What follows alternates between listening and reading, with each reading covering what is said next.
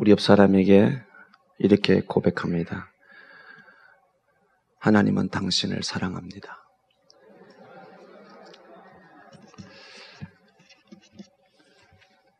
많은 사람들은 예수님의 부활을 이해해서 믿으려고 합니다. 이해해서 믿어지는 것이 아닙니다.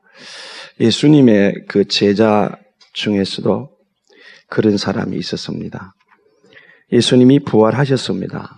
그날 저녁에 마가의 다락방에 제자들이 그 부활을 믿지 못하고 두렵고 떨고 있을 때에 닫혀진 문에 깜쪽같이 예수님이 나타났습니다. 이미 부활하신 몸은 시공간의 지배를 받지 않는 그런 몸입니다. 초월하는, 그러니까 이 문이 닫혀서도 더러울 수 있는 그런 몸이 되었었습니다. 그때 그 자리에 한 사람이 없었으면 누구냐면 도마가 없었습니다. 그 도마를 뺀 이제 가룟 유다 없고요. 10명의 제자들이 보았습니다. 이 소문이 퍼지기 시작했습니다. 도마가 말합니다. 내가 그 예수님의 그 옆구리 손에 못 박힌 손을 만져보고 옆구리에 창반장에 맞은 자리에 손가락을 넣어보지 않고 내가 믿지 않겠다 그랬어요. 여들이 지났습니다. 요한복음 20장에 이렇게 기록하고 있습니다. 24절 12제자 중에 하나로서 디도모라 불리는 도마는 예수께서 오셨을 때 함께 있지 아니한지라 다른 제자들이 그에게 이르되 우리가 주를 보았노라 하니 도마가 이르되 내가 그의 손에 못자국을 보며 내 손가락을 그 못자국에 넣으며 내 손을 그 옆구리에 넣어보지 않고는 믿지 아니하겠노라 하니라.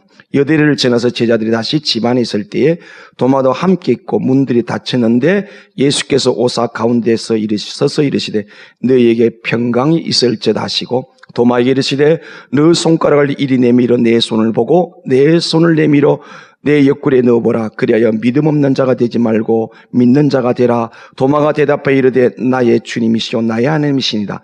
예수께서 이르시되 너는 나를 본고로 믿느냐 보지 못하고 믿는 자들은 복되도다 하시니라. 아멘. 오늘 2015년 부활절 집 이 자리에 계신 여러분, 여러분이 진실로 예수 그리스도를 나의 구세주로 영접하셨다면 예수님을 보지 않고 믿는 여러분들은 참으로 복된 사람인 줄로 믿습니다. 왜요? 이게 믿어집니까 도대체? 어떻게 죽은 사람이 살아날 수가 있습니까? 불가능한 일입니다. 그러나 우리는 믿고 이 자리에 있단 말씀이에요. 예수를 믿어 구원받았다, 예수를 나의 구세주로 영접했던 말은, 복음은 예수님께서 우리를 위해 고난을 받으시고 우리 죄를 위해 대신 고난 받으시고 십자가에 죽으셨다가 3일 만에 부활하신 예수, 이 예수를 믿습니다. 그런데 오늘 의외로 부활을 믿지 않는 사람이 많다는 겁니다. 말씀을 한번 잘 들어보십시다. 자, 욥은요, 사람이 죽으면 어찌 다시 살리까? 욥기서 14장 14절에 이렇게 질문했습니다. 욥만이 유일하게 이런 질문을 한 것이 아닙니다. 정상적인 지능을 갖고 있는 사람이라면 누구든지 죽음 이후에도 삶이 있는가? 어쩌면 오늘 이 자리에 아직 예수를 만나지 못한 사람, 아니 예수를 믿는다고 말하면서도 죽음 이후에도 삶이 있는가? 불멸에 관한 질문을 했으라고 저는 감히 생각을 합니다. 죽음 이후에도 삶이 있다는 것을 믿지 않는 사람이 있을지는 모르지만은요, 아무리 그런 사람이라 해도, 야, 사람이 이게 살다 끝인가? 다음 세상 없을까? 이런 문제와 분명히 실험해 본 적이 있습니다. 저는 개인적으로 제가 예수님 만나기 전에 청년 때에 이 문제를 고민한 적이 있었습니다. 그냥 살다가 죽으면 끝인가? 다음 세상은 없는가? 근데 바닷가에 살다 보니까 배 사고가 나서 사람이 죽었는데 어떤 데는 20몇 명씩 한꺼번에 죽기도 합니다. 그럼 온 동네가 완전히 죽음 같은 그런 무덤 같은 그런 분위기인데요. 며칠 있으면 이제 무당들이 점쟁이들이 등장합니다. 그 죽은 사람이 이 구천에 떠돌아다니는데 춥다 그러고 배고프다 그러니 구슬을 잘해서 하면은 좋은 데 간다. 그때부터 저는 명확하게 알았습니다. 예수님 만나기 전에, 죽음 위에도 사람은 영원히 죽지 않고 떠돌아다니는구나. 그렇게 생각하고 그렇게 받아들였습니다. 성경은 죽음 이후에도 삶에 대해서 거듭거듭 언급하고 있습니다. 예수 그리스도의 부활을 부인한다는 것은 기독교 신앙 전체 기초 전체를 파괴시키는 것 같습니다. 기독교 신학의 기초는요, 예수님의 교훈이나 예수님의 생애나 예수님의 사랑이나 예수님이 이 땅에 살아계실 때에 3년 반 동안 기적을 일으킨 것을 책에 기록하면 살고 싶다는 그 예수님의 기적이나 아니 예수님의 죽음에 있는 것이 아닙니다.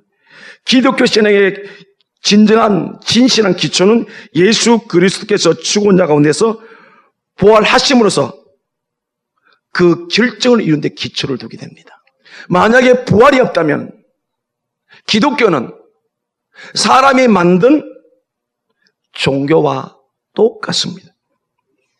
인간이 만든 종교와 똑같은 기독교, 아니 예수님이 부활 아니하셨다면, 만일 부활에 대해서 부정하면요, 그것은 기독교에 대해서 심장을 떼는 겁니다. 심장이 떼내면 죽습니다. 기독교의 생명은 바로 부활에 있는 줄로 믿습니다.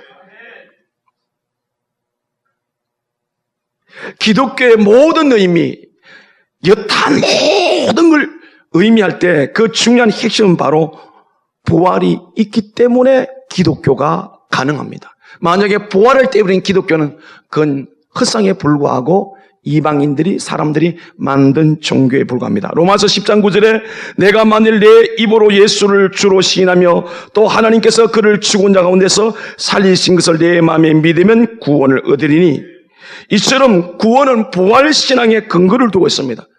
우리가 예수 믿어 제사함 받고 영원한 천국을 갈 수 있는 그 약속도 부활신앙의 근거였습니다. 이게 뭐라고 그랬습니까?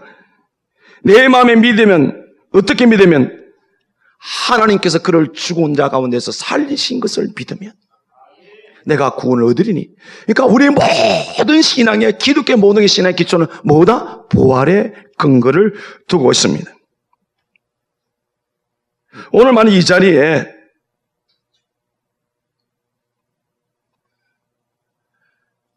나는 부활을 못 믿겠다, 예수는 믿지만 부활을 못 믿겠다 하신 분이 계실지 모르겠습니다. 그러니까 기독교 핵심의 복음은 고린도전서 15장이 있습니다. 15장을 보겠습니다. 15장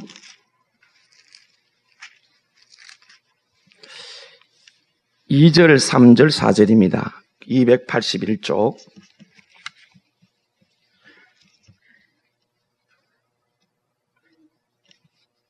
같이 읽습니다.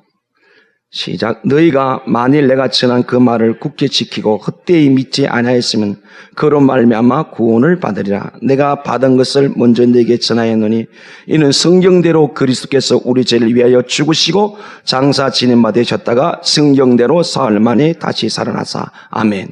내가 받은 것을 내게 전하노니 이는 성경대로 그리스도께서 우리 죄를 위하여 죽으시고 장사 지낸 바 되셨다가 성경대로 사흘 만에 다시 살아나사. 아멘. 오늘 교회 안에 소위 예수를 믿는 사람들 가운데 죽어도 다시 사는 부활을 믿지 않는 사람이 많이 있다는 겁니다. 왜? 이 고린도 교회가 이런 문제를 갖고 있었습니다. 15장 12절에서 20절까지 말씀을 근거해서 말씀을 오늘 드리려고 합니다. 15장 12절에서 20절까지 보시겠습니다. 제가 한 절고 여러분 한 절 같이 읽겠습니다. 교도로 가겠습니다. 그리스도께서 죽은 자 가운데서 다시 살아나셨다 전파되었거늘 너희 중에서 어떤 사람들은 어찌하여 죽은 자 가운데서 부활이 없다 하느냐.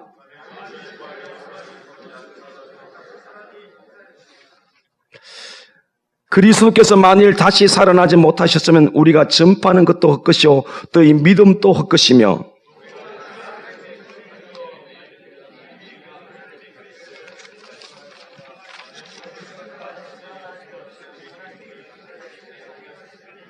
만일 죽은 자가 다시 살아나는 일이 없으면 그리스도도 다시 살아나신 일이 없을 터이요.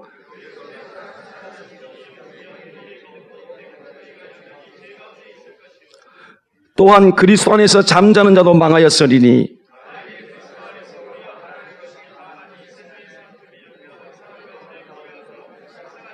같이요. 그러나 이제 그리스도께서 죽은 자 가운데서 다시 살아나사 잠자는 자들의 첫 열매가 되셨도다. 아멘. 지금으로부터 2000년 전에 고린도 교회에서 어떤 문제가 발생했는가 하면 12절에 보면 그리스도께서 죽은 자 가운데서 다시 살아나셨다 전파될 걸 너희 중에 어떤 사람이 교회 안에 있습니다. 어떤 사람들은 어찌하여 죽은 자 가운데서 부활이 없다 하느냐. 고린도 교회인데 많은 사람, 이게 한두 명 바울이 이렇게 말을 안 했을 겁니다. 많은 사람들이 어떻게 죽은 자 가운데서 다시 부활이 없다 하느냐. 죽은 사람은 절대로 부활할 수 없다. 이렇게 고린도 교회 안에 문제가 있습니다. 오늘 이 자리에도 어쩌면은 그냥 예수를 4대 성인 중에 한 사람? 아니면 별 의미 없이 그냥 내가 믿고 싶어서 좋은 분이라서 이런 생각을 가지고 이 자리에 있을 수 있는 사람도 있다는 사실이죠.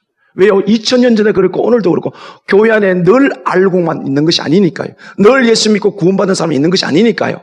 만약에 오늘 여러분이 예수 믿는 어떻게 죽은 자가 부활할 수 있느냐 이런 의문이 있다면 오늘 해답을 갖고 예수 그래서 꼭 만날 수 있고 그분의 은혜를 입고 부활의 소망을 갖기를 주님의 이름으로 간절히 축복합니다.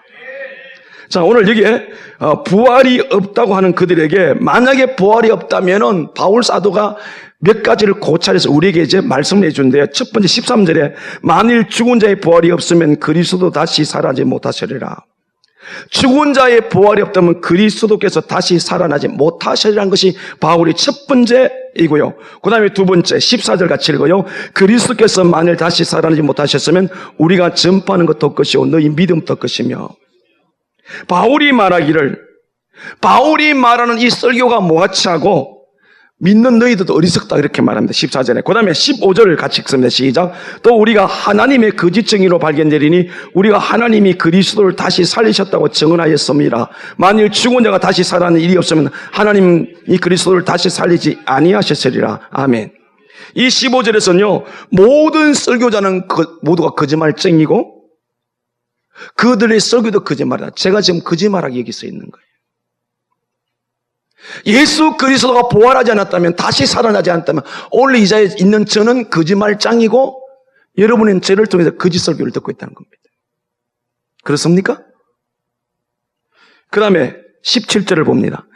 같이 읽어요. 시작. 그리스도께서 다시 살아나신 일이 없으면 너희 믿음도 헛되고 너희가 여전히 제 가운데 있을 것이다. 예, 너희의 믿음도 헛되고 너희는 결국 어떻게 되나 여전히 제 가운데 있다고 바울은 교회 안에서 어떻게 죽은 자의 부활이 가능하냐? 부활이 없다. 예수의 부활이 없다는 사람들에게 한 5가지를 추려서 이렇게 고찰을 해놨습니다. 결국은 오늘 이 자리에 있던 예수님의 부활이 없다면 여러분과 저는 아무런 의미가 없어요. 이 흡연하는 시간이에요. 이 좋은 날에 온 사방에 꽃이 피어 있는데 바깥으로 놀러 나가시 왜 이 답답한 공간에서 예배 드리고 있습니까?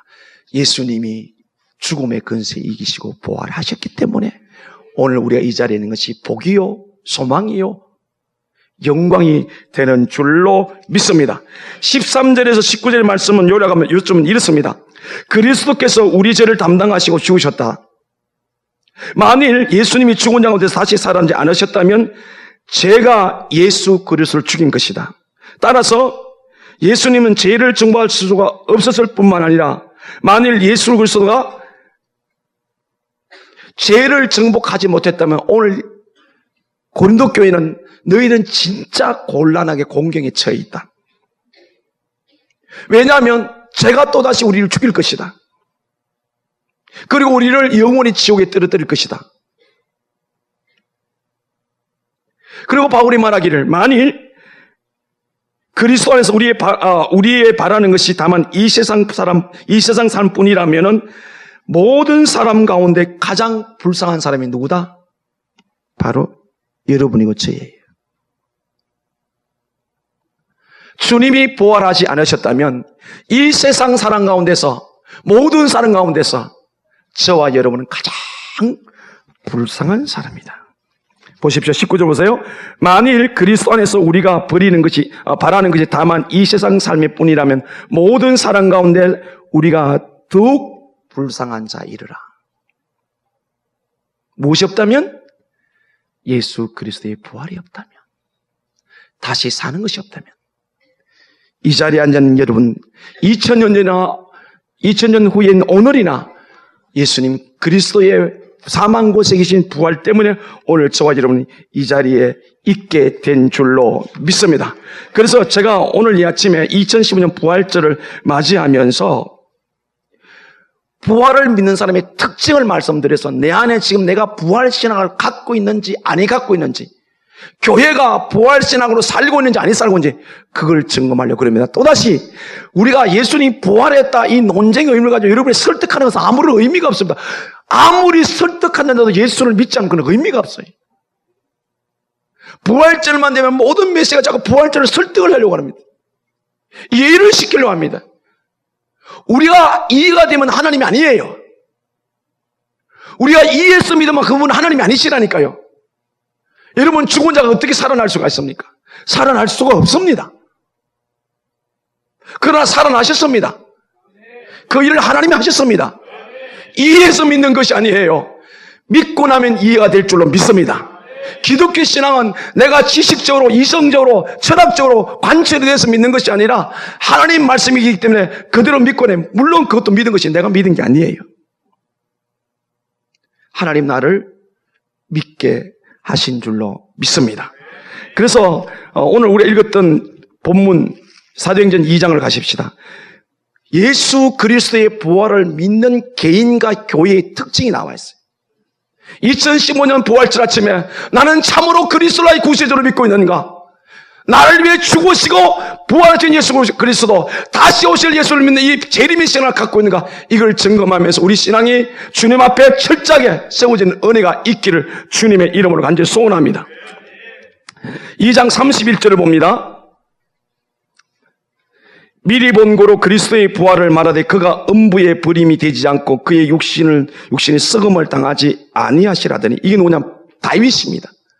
다윗은 예수님 오시기 전의 사람입니다. 자, 그리고 또 밑에 이렇게 말합니다. 32절에 이 예수를 하나님의 살리신 자라 우리가 다 이 일의 증인이로다. 아멘.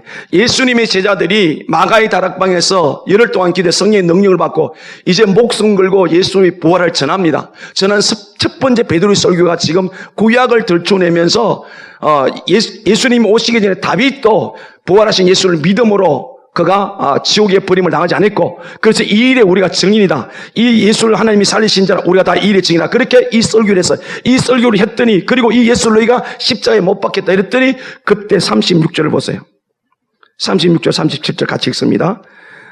그런 적 이스라엘 온 집은 확실히 할지 너희가 십자가에 못 박은 이 예수를 하나님이 주와 그리스도가 되게 하셨느냐 하니라. 그들이 이 말을 듣고 마음에 찔려 베드로와 다른 사도에게 물으리되 형제들아 우리가 어찌할꼬 하거늘. 38절 베드로가 이르되 너희가 회개에 각각 예수 그리스도 이름으로 침례를 받고 제사함을 받아라. 그리하면 성령을 선물로 받으니. 아멘. 너희들이 예수를 십자가에 못 박아 죽였다. 그 예수를 예수님이 다시 살리셨다. 그래서 그 설교를 들은 그 많은 관중들이 가슴을 치며 우리가 어찌할꼬. 이 사건이요, 예수님이 십자가에 지고 죽었을 때에 많은 사람들이 가슴을 치며 울었다. 그건 회개가 아니에요. 이 무지한 사람을 죽였다는 것이었지. 그런데 오늘 본문은 부활하신 후에 베드로의 설교를 들은 사람들이 예수님이 당신의 죄 때문에 죽으셨어. 그리고 하나님이 살리셨어. 그때 이 복음을 듣고 그들이 가슴을 치면서 우리가 어찌할꼬. 베드로의 대답이 뭡니까? 예수를 믿으라.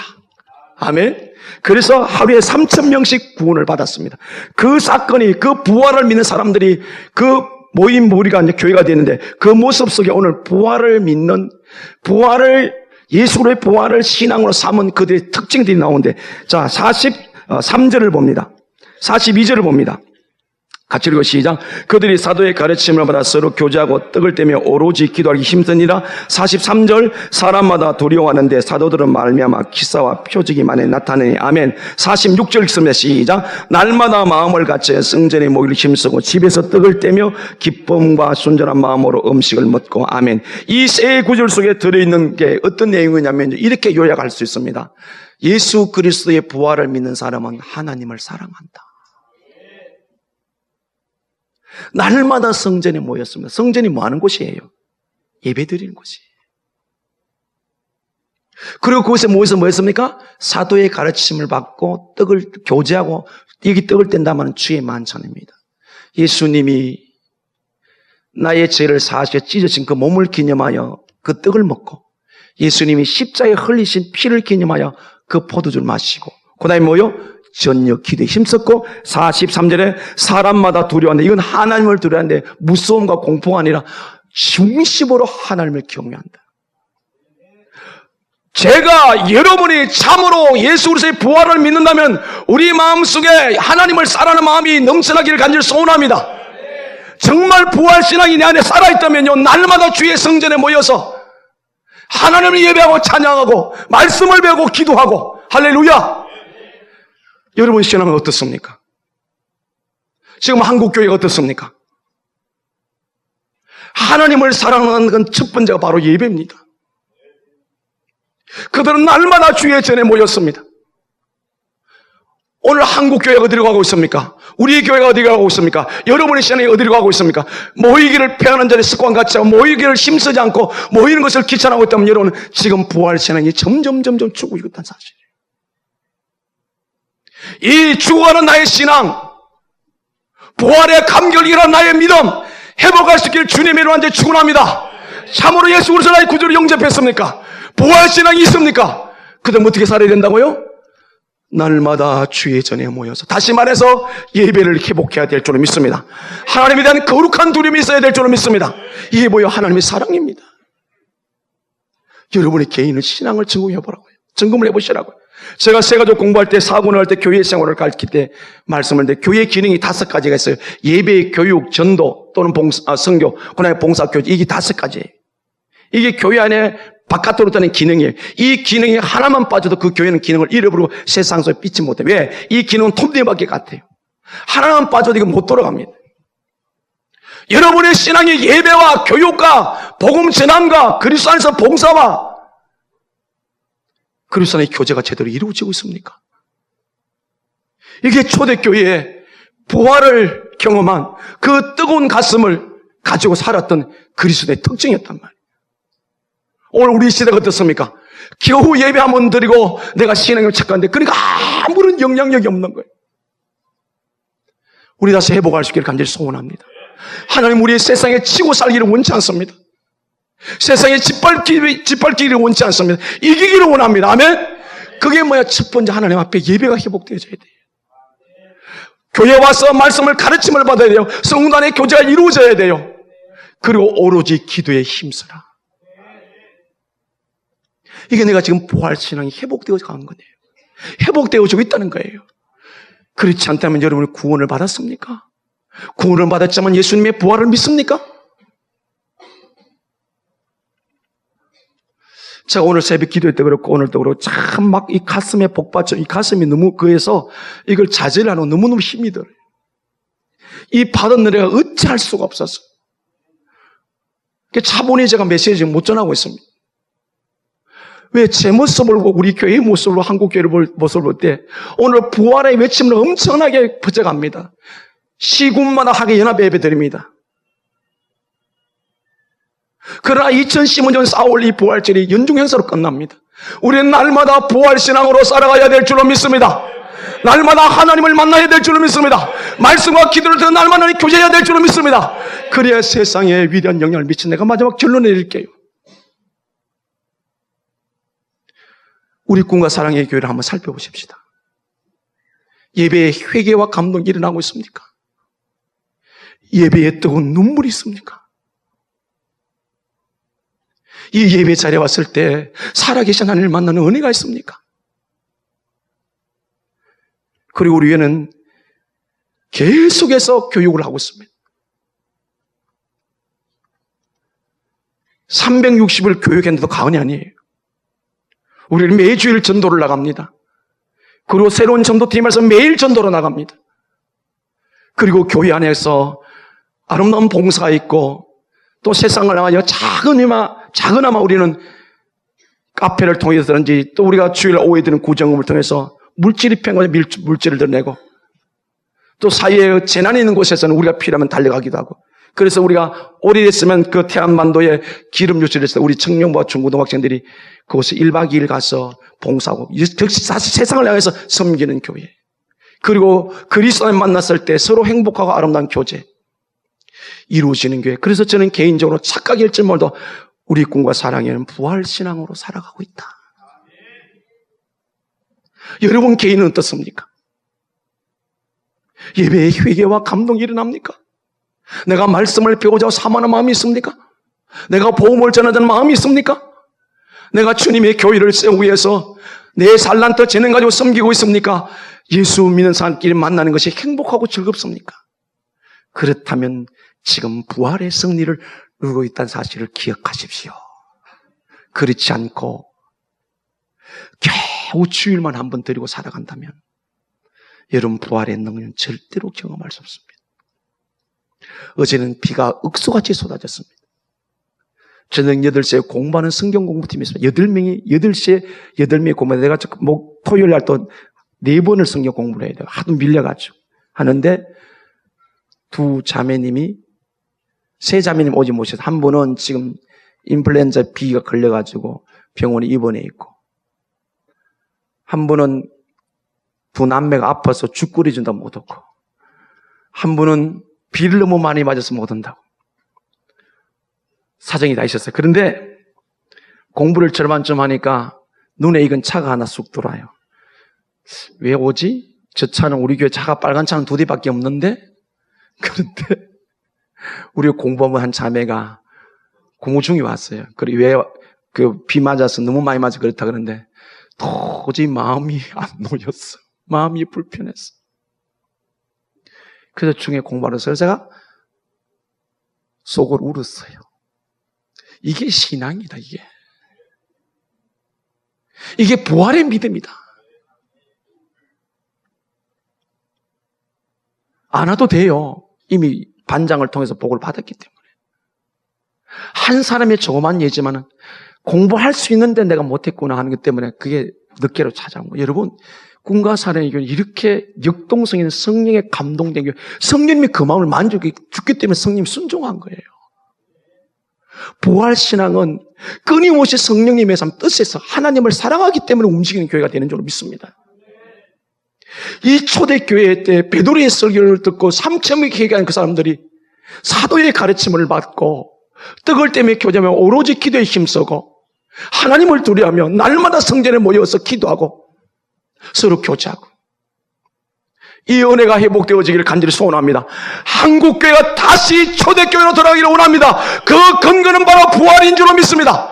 예수 그리스도의 부활인 줄로 믿습니다. 죽어도 사는 영원히 부활신앙하시면 어떻게 그렇게 세상에 끌려다니면서 세상에서 녹초화되어서 아무것도 할 수 없는 무익한 존재로 살아가야 합니까? 그럴 수가 없어요. 부활신앙의 특징은 하나님을 사랑한다. 그 다음에 두 번째, 오늘 이 본문 속의 부활신앙의 특징은 42절도 중간에 나오면 서로 교제하고, 그 다음에 44절 보세요. 믿는 사람이 다 함께서 모든 물건을 서로 통용하고 또 재산과 소유를 팔아 각 사람의 피를 따라 나누주며. 이웃의 어려움을 돌아보는 사람. 이게 뭐라고 그랬어요?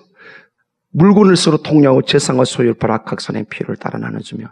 자, 이 설교를 들으면서 지금 빨리빨리 막 체크하면, 아, 큰일 났다. 오늘 교회 괜히 왔다. 재산 팔아가지고 나눠주라 그러는데. 하나님을 사랑하는 사람, 부활신앙이 안에 충만한 사람, 하나님을 사랑하게 되고 이웃을 사랑하게 될 줄 믿습니다. 이웃을 향해 내가 희생한다는 뜻이에요. 약한 이들 돌아볼 때 그걸 주님의 사랑으로 다가간다는 거예요. 그에게 손길을 먼저 내민다는 거예요. 교회는 세상을 향하여 끊임없이 주는 것이 되어야 됩니다. 성경은 우리에게 명확히 말합니다. 주는 자가 복이 있다고. 부활의 생명을 가진 사람, 부활의 능력을 사는 사람은 받으려 하는 사람이 아닙니다. 주는 사람입니다. 이 주는 것은 많이 있고 적고의 문제가 아닙니다. 심지어 내가 쓰지 않더라도 내가 모자라도 주는 사람, 이게 바로 부활신앙으로 사는 사람인 줄 믿습니다. 여기에 하나님의 능력의 역사가 나타나게 될 줄 믿습니다. 제 사촌 형님이 장로님인데요. 장로님 되기 전에 개척했더니 제가 와서 개척할 때부터 저는 개척 선교를 한다 그랬어요. 그랬더니 제가 뭐라고 얘기하냐면 지금 세운 교회가 좀 여유가 있으면 하라고 그랬어요. 아닙니다. 저는 성경에 그렇게 보이지 않아요. 성경에 언제 여유 있으면 하라고 그랬어요. 여기 언제 어디에 부자기 때문에 네 물건을 팔아 서로 동양했으면 아닙니다. 부활의 소망이 있기 때문에 내가 쓸 것 쓰지 않더라도 줄 때 여기에 하나님의 위대한 역사 나타나게 될 줄 믿습니다. 우리 꿈과 사는 지금까지 그리 왔단 말이에요. 앞으로 우리가 다음 세대를 그리 가르치기를 하는지 소원합니다. 하나님을 사랑하며 이웃을 향하여서 같이 나눌 수 있는 교회. 그래서 교회는 절대로 가지고 들어가지 가져가면 안 됩니다. 여러분이 자그마한 것에서 교회까지 가져갈 생각하지 마십시오. 그런데 수많은 들려오는 이야기를 들으면 교회는 계속 사람들이 가져가려는데 주일날 교회 재정 가지고 음식을 실컷 만들어 놓고는 다 안 내놓는데요. 그 음식 봉사한테 가져가려고 이게 무슨 교회입니까 이게?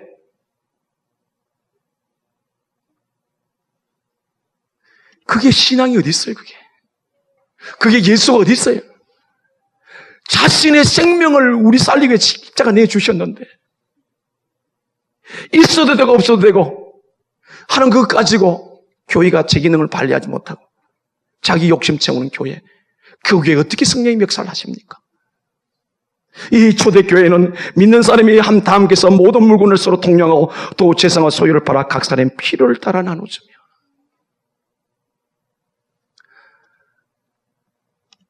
우리 교회가 2015년 부활절 이 아침에 이 메시지를 들으면서 어떻게 하든지 교회 안에서도 교회 바깥에서도 섬기고 나눌 수 있는 교회가 되기를 주님의 이름으로 하니 축복합니다. 갈라디아서 6장을 제가 이렇게 듣기만 하세요. 6장을 갈라디아서 6장입니다.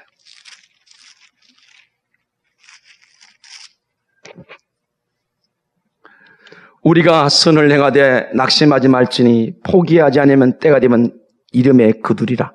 그러므로 우리는 귀 있는 대로 모든 이에게 착한 일을 하되 더욱 믿음의 가정들에 갈지니라. 아멘. 한 번 더 읽을게요. 우리가 선을 행하되 낙심하지 말지니 포기하지 않으면 때가 이름에 거두리라. 그러므로 우리는 귀 있는 대로 모든 이에게 착한 일을 하되 더욱 믿음의 가정들이 갈지니라. 아멘. 선을 행하되 낙심하지 말아라. 때가 되면 반드시 거둔다. 그 일을 하되 특히 믿음의 가정들에게 교회 안에 서로 나눔이 있고 세상을 나누며 섬기는 교회.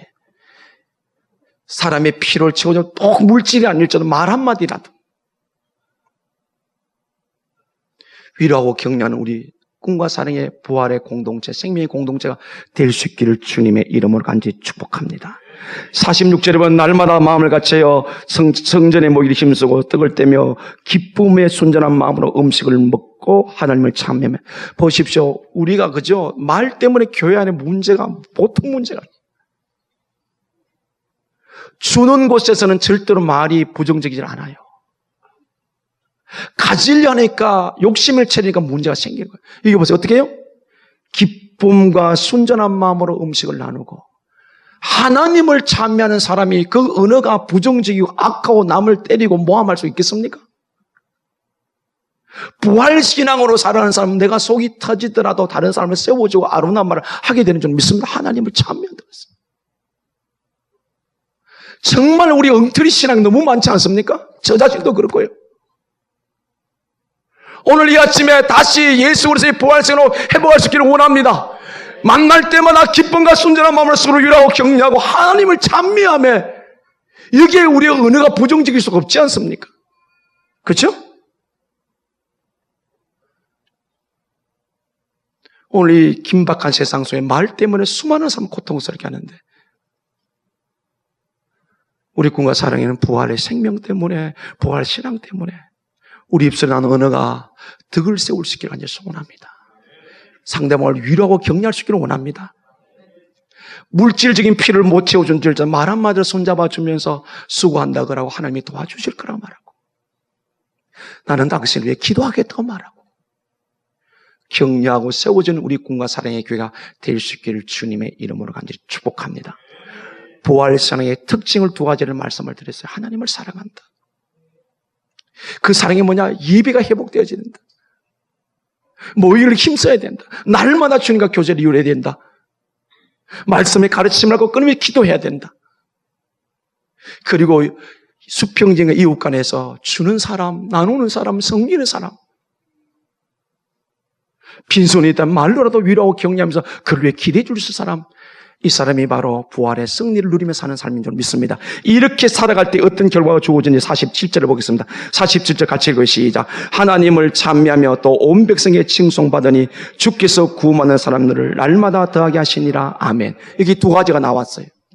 이렇게 부활을 생생히 누리며 살아가게 될 때, 하나님을 사랑하고 이웃을 사는 삶에서 있을 때에 어떤 일이 나느냐? 온 백성의 칭송받았다. 꿈과 사랑의 교회 성도들이 우리 세상에 갔을 때 이 통영 땅의 모든 시민들이 여러분을 뭐 했다? 칭송했다, 칭찬했다. 당신 정말 신앙생활을 잘한다. 할렐루야. 우리의 모습을 보면서 세상 사람들이 당신은 진실로 그리스도인이라고 말하고 있습니까? 놀라운 결과 아니에요? 온 백성이 그들을 칭송했다고 그랬어요. 이 온 백성이 뭡니까? 예수 믿지 않는 사람들이에요. 왜 영원한 부활의 소망을 하여 천국간 우리가 이 세상 사람들에게 손가락질 당해야 합니까? 그건 우리가 잘못 살았기 때문에 그렇다고요. 2015년 4월 5일 다시 우리에게 다시 회복되고 새로운 인생의 신앙의 전환 재미있는 시간 될 수 있기를 주님의 이름으로 소원합니다. 예수 그리스도의 부활을 진실로 믿는다면은, 그 신앙이 이런 마음속에 있다면은, 우리가 하나님을 사랑하고 이웃을 사랑하게 될 때 온 백성에게 칭송을 받을 수밖에 없습니다. 이 은혜가 우리 모두 있기를 주님이 이제 축복합니다. 그 다음에 또 한 가지 어떤 일이 일어났어요? 주께서 구원받는 사람은 날마다 더하게 하시니라. 우리에게는 적게나마 계속해서 새 사람이 들어왔습니다. 누가 하셨다? 주께서 하셨다. 그럼 오늘 말씀에 근거해보면 어떤 신앙을 가졌기 때문에? 참 부족하지만 그래도 부활신앙을 가져왔기 때문에. 지금 아래위로 꽉 찼어요. 위에는 이제 교회 학교 학생들이 와 있는데 숫자가 얼마나 될지 모르겠습니다. 오늘 이제 새 사람들 앉아 있습니다. 부활신앙으로 살아가게 될 때에 주께서 새 생명을 구원해 주시는 교회. 오늘 교회가 10년, 20년 지나도 늘 그 정체에 있다면 그건 부활신앙으로 사는 교회가 아니에요. 내가 예수 믿어 수십 년 지났는데도 다른 사람 예수 믿지 않은 전도 한 번 안 보냈다면 나는 부활신앙으로 사는 거 아니에요. 왜? 부활신앙으로 사는 삶의 결과는 세상 사람들에게 칭찬받고 어떻게 해요? 주께서 구원의 수를 더 하시니까. 나를 통해서 예수 믿는 사람이 생겨나니까. 여러분의 책망할 마음은 죽어도 없습니다. 정말 예수 그리스도의 부활을 믿느냐 이 말이에요. 이 믿음이 있다면, 이 믿음으로 살아간다면 하나님 분명히 우리 세상 속에 존귀한 존재로 하나님이 세워주실 줄을 믿습니다. 하나님 높여주실 줄을 믿습니다. 그리고 우리의 삶을 통해서 나를 통해 예수 믿는 사람이 생겨나게 될 줄을 믿습니다. 이것이 초대교회의 모습이에요. 이만큼 세상에 어떤 것도 비견할 수 없는 예수 우리의 부활의 그 능력, 부활의 삶.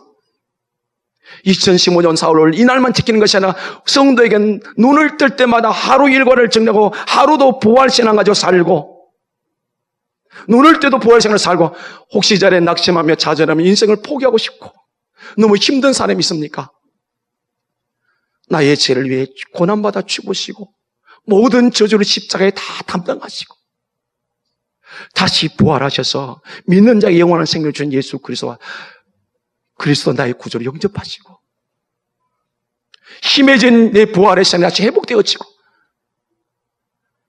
다시 사는 영원한 생명의 능력 때문에 뛰뛸 수 있는 우리 모두가 될 수 있기를 주님의 이름으로 간절히 축복합니다. 아멘. 기도합니다.